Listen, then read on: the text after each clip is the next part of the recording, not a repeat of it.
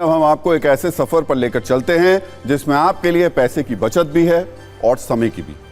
आमतौर पर आप सभी न्यूज मित्र अक्सर किसी हाईवे पर या एक्सप्रेसवे पर अपनी गाड़ी से सफर जरूर करते होंगे। इसके लिए फास्टैग के जरिए टोल प्लाजा पर टोल टैक्स भी चुकाते होंगे। हो सकता है कभी कभी आप गाड़ियों की लाइन में फंस जाते हो और आपको लंबा इंतजार करना पड़ता हो, लेकिन अब आप सभी के लिए सरकार ने एक अच्छी खबर दी है। अब आप भविष्य में जल्द टोल प्लाजा वाली टेंशन और फास्टैग वाले झंझट से मुक्त होने वाले हैं। अब ना टोल देने के लिए आपको इंतजार करना होगा और ना ही गाड़ियों की लंबी लंबी लाइनों में फंसना होगा। अब बहुत जल्द एक ऐसा सिस्टम आने वाला है जिससे आपकी गाड़ी चलती रहेगी और आपका टोल टैक्स कट जाएगा। और इस सिस्टम का नाम है सैटेलाइट टोल कलेक्शन सिस्टम, जो बेंगलुरु, मैसूर और पानीपत जैसे शहरों में पायलट प्रोजेक्ट के तौर पे प्रयोग किया जा रहा है और माना जा रहा है कि इसी साल ये टोल सिस्टम शुरू भी हो जाएगा। ये जानकारी खुद देश के केंद्रीय सड़क एवं परिवहन मंत्री नितिन गडकरी ने दी। इसलिए आज हमने इस खबर पर आप सभी न्यूज मित्रों के लिए सत्ता की एक बहुत ही काम की कुंजी तैयार की है।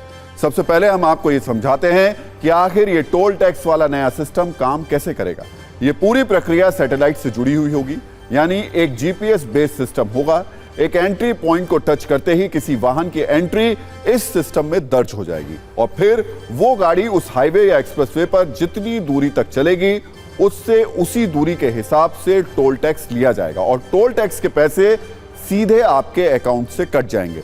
जैसे अगर कोई शख्स अपनी गाड़ी से निजामुद्दीन से चलकर मेरठ एक्सप्रेसवे पर आने वाला है तो टोल रोड शुरू होने के साथ ही वो उस सैटेलाइट टावर के रडार पर आ जाएगा और जहां से वो उस रोड से निकलेगा वहां तक का टोल टैक्स उसके बैंक खाते से कट जाएगा और इस दौरान कहीं भी वाहन चालक को रुकने की जरूरत नहीं होगी। सबसे इंपॉर्टेंट चीज यही है, महत्वपूर्ण बात यह है, किसी टोल प्लाजा पर आपको रुकने की जरूरत नहीं होगी।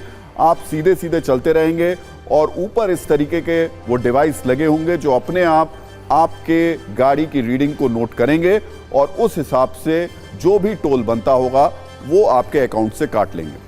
वैसे हमारे बहुत सारे न्यूज मित्रों के मन में इस वक्त ये सवाल होगा कि इसी से मिलती जुलती सर्विस फास्टैग अभी देश में उपलब्ध है और गाड़ियां इसी सिस्टम के तहत चलती हैं, तो फिर सैटेलाइट वाले टोल सिस्टम की जरूरत क्यों है? तो हम आपको इसका जवाब भी दे देते हैं। यह सच है कि फास्टैग बहुत असरदार सेवा है, लेकिन यह भी सच है कि फास्टैग को जिस मकसद से शुरू किया गया था वो 100% पूरा नहीं हुआ। भारत में फरवरी 2021 में फास्टैग को अनिवार्य कर दिया गया था और इसका उद्देश्य टोल प्लाजा पर लगने वाला लंबा जाम खत्म करना था, लेकिन यह सिस्टम भी फुल प्रूफ साबित नहीं हुआ। एक रिपोर्ट के मुताबिक फास्टैग शुरू होने के पहले टोल प्लाजा पर एक गाड़ी का वेटिंग टाइम करीब औसतन 714 सेकंड हुआ करता था फास्टैग से पहले, लेकिन फास्टैग शुरू होने के बाद टोल प्लाजा पर एक गाड़ी का वेटिंग टाइम कम होकर औसतन 47 सेकंड हो गया। बहुत बड़ा अंतर आया, 714 से 47 सेकंड हुआ। इसलिए लोगों को सरकार द्वारा शुरू की गई यह सेवा बहुत पसंद आई, लेकिन अभी भी फास्टैग में कुछ दिक्कत है जिसकी वजह से नए विकल्प की तलाश की जा रही है। जैसे फास्टैग होने के बावजूद अभी भी टोल प्लाजा पर जाम पूरी तरह खत्म नहीं हुआ है।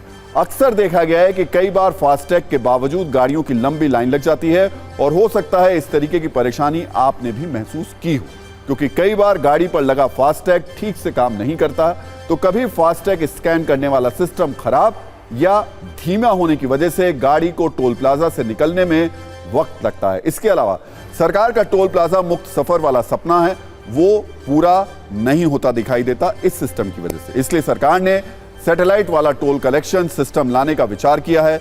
इस पर पायलट प्रोजेक्ट के तौर पर काम चल रहा है और इसी वर्ष के अंत तक ये सेवा शुरू की जा सकती है। टोल प्लाजा पर मैनुअल टोल कलेक्शन होता था, उसके बाद फास्टैग आया।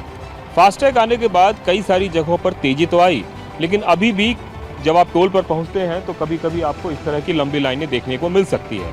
उसकी वजह साफ है कि कभी इंटरनेट काम नहीं करता है तो कभी कोई और परेशानी होती है, जिसकी वजह से टोल कर्मियों पे टोल प्लाजा पे लोगों को रुकना पड़ता है। और अब हम आपको बेहद आसान भाषा में समझाते हैं कि इस टोल सिस्टम के आने के बाद आपको कैसे इसका फायदा मिलेगा। मान लीजिए आप किसी ऐसी रोड पर जा रहे हैं जिस पर आपको टोल देना है और इस टोल रोड की कुल लंबाई 120 किलोमीटर है, लेकिन आपकी यात्रा करीब 100 किलोमीटर की है, यानी आप बीच में ही किसी एग्जिट पॉइंट से इस रोड से निकल जाएंगे।